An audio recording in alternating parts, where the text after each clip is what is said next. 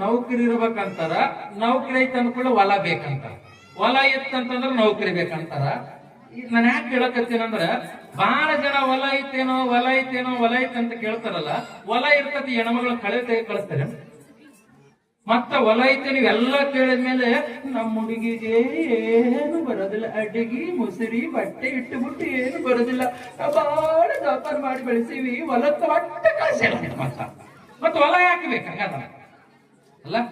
ಒಂದು ತಿಳ್ಕೊರಿ, ನಿಮ್ಮ ಮನೆಯ ಮಗಳನ್ನ ಒಂದು ಮನಿ ಕೊಡ್ತೀವಿ ಅಂದ್ರ ಹೊಲ ನೋಡಿ ಕೊಡೋದಲ್ಲ, ಆಸ್ತಿ ಅಂತಸ್ತು ನೋಡಿ ಕೊಡೋದಲ್ಲ, ನೌಕರಿ ನೋಡಿ ಕೊಡೋದಲ್ಲ, ಹೃದಯವಂತನಿಗೆ ಕೊಡ್ರಿ, ಬದುಕು ಬಂಗಾರ ಆಗಿ ಹೋಗ್ತದ. ಒಳ್ಳೆ ಮನಸ್ಸಿದ್ದವನಿಗೆ ಕೊಡ್ಬೇಕಂತ, ಒಳ್ಳೇದು ಮಾಡುವಂತವನಿಗೆ ಕೊಡ್ಬೇಕಂತ. ಇವತ್ತ ಆಸ್ತಿ ನೋಡಕತ್ತೀವಿ, ಅಂತಸ್ತು ನೋಡಕತ್ತೀವಿ, ಹೊಲ ಮನಿ ಆಸ್ತಿ ಅಂತಸ್ತು ಪರ್ಮನೆಂಟ್ ಆಗಿ ನಮ್ಮ ಜೊತೆಗೆ ಇರೋದಿಲ್ಲ. ಮದುವೆ ಆಗುವಾಗ ಇದ್ದ 40 ಎಕರೆ ಹೊಲ ಮದುವೆ ಆದ 4 ವರ್ಷಕ್ಕೆ ಇಲ್ಲ 3 ಎಕರೆ ಹೊಲ. ಅದು ದಾಸ ಇರ್ತಾನ.